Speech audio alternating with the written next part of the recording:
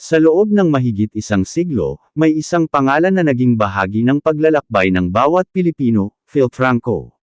Mula pa noong 1914, tinahak nito ang mahahabang kalsada ng Luzon, Visayas, at Mindanao.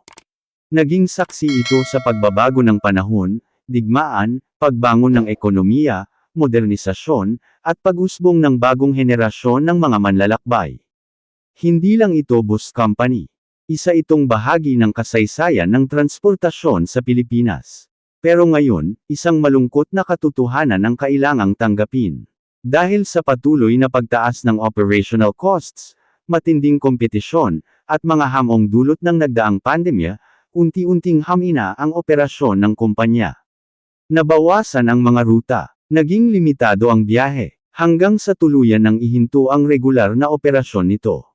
Isang desisyong hindi basta-basta, isang pagtatapos na mabigat sa puso. Maraming empleyado ang naapektuhan, maraming pasahero ang nanghinayang. Sa bawat terminal na minsang puno ng tao at ingay ng makina, unti-unting nanag ang katahimikan.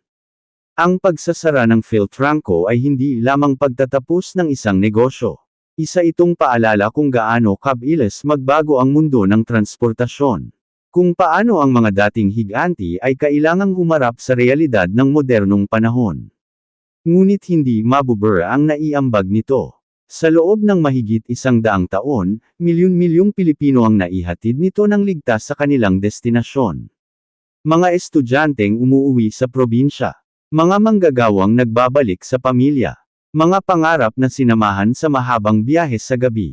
Maaaring wala na ang mga bus ng Philtranco sa kalsada. Pero ang marka nito sa kasaysayan ay mananatili. At sa bawat Pilipinong minsang sumakay, ang alaala ng kanilang biyahe, ay hindi kailanman magsasara.